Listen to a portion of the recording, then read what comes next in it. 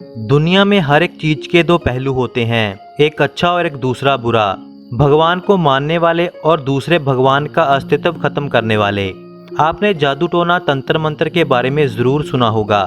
इसी तरह से तंत्र विद्या के भी दो पहलू हैं। एक विद्या को अच्छे कामों के लिए यूज करता है और दूसरा उसे अपने फायदे के लिए गलत प्रयोग करता है, जिसे हम काली विद्या भी कहते हैं। आज की हमारी ये घटना एक ऐसी ही काली विद्या के प्रकोप की है जिसका तोड़ किसी के पास नहीं था, और कैसे महाकाल महादेव ने लाखों ही बच्चियों लड़कियों की इस काली विद्या से जान बचाई और इस काली दुनिया से बाहर निकाला।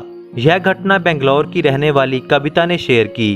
कविता कहती हैं कि जब मैं अपने परिवार के साथ बेंगलोर में रह रही थी तो मेरे माता पिता वहीं पर जॉब करते थे और मेरी पढ़ाई वहीं पर जारी थी। जिस मोहल्ले में हम रहते थे वह जगह बहुत ही शांत थी। सभी लोग बहुत अच्छे थे और ज़्यादातर लोग दूसरी स्टेट से आकर वहां पर आकर रह रहे थे। यहाँ हम रहते थे उस जगह के कुछ ही पास एक छोटा सा जंगल भी था, जो कि इस जगह को और भी सुंदर बनाता था।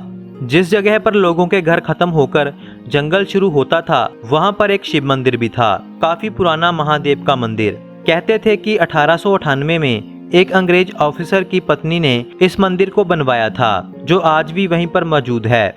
फिर जब से हम उस घर में थे, पहले ही दिन से हम शिव मंदिर में जाया करते थे और भगवान शिव की पूजा करते, जिससे हमारा दिन अच्छा निकल जाता था।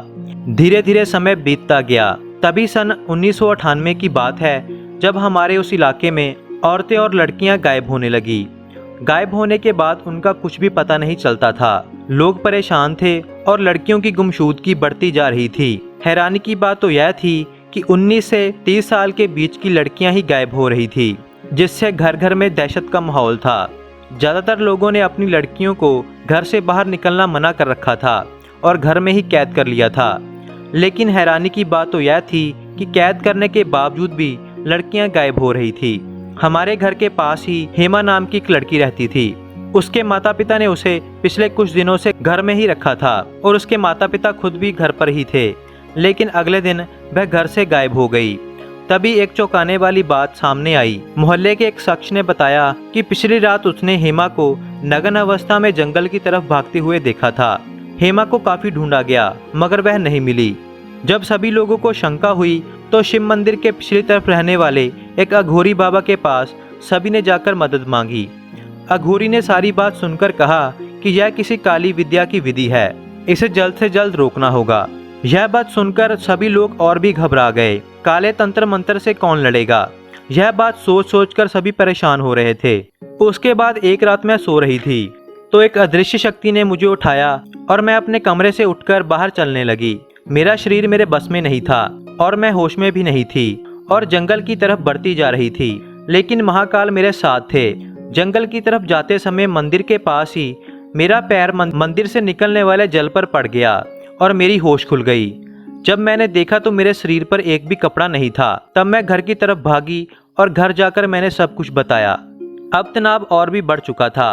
अभी तक 12 लड़कियां गायब हो चुकी थी। तब सभी लोग इकट्ठे होकर एक बार फिर उस अघोरी बाबा के पास विनती लेकर गए।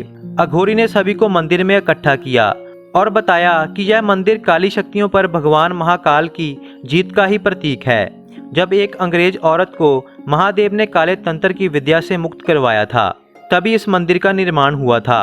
अघोरी ने एक पेड़ के पास ही अपने तंत्र विद्या शुरू कर दी और एक रस्सी को फोल्ड कर पेड़ पर जोर जोर से मारने लगा। अघोरी बाबा ने कहा कि जो भी शख्स इन सब के पीछे है वह अपने आप ही चोट खाकर यहाँ पर आएगा। तभी कुछ ही समय के बाद एक आदमी चिल्लाता हुआ, जो कि एक तांत्रिक लग रहा था, वहां पर आकर चिल्लाने लगा कि मुझे मत मारो। अघोरी बाबा के पूछने पर उसने यह सब कुछ बताया कि वह अपनी काली तंत्र विद्या को पूरा करने के लिए उसे लड़कियों की बलि की जरूरत थी। तो उसने फिर उस इलाके की लड़कियों के बाल इकट्ठा करने शुरू किए और अपनी तंत्र विद्या से उन लड़कियों को वश में कर अपने पास बुलाता था और उनकी बलि देता था और इस विद्या के अनुसार उन लड़कियों का मांस भी खाता था। यह सुनकर सभी गुस्से से भर गए।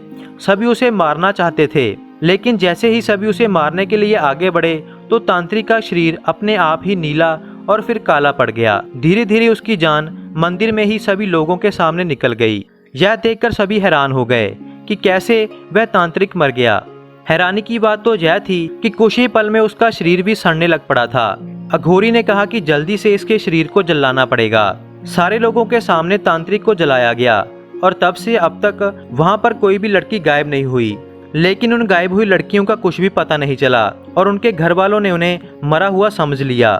लेकिन कुछ ही दिनों के बाद एक लड़की वापस अपने घर पर आई, लेकिन उसे कुछ भी याद नहीं था और वह आज भी पागलों की तरह जिंदगी व्यतीत कर रही है। अगर महादेव की कृपा मुझ पर नहीं होती तो शायद आज मैं जिंदा नहीं होती।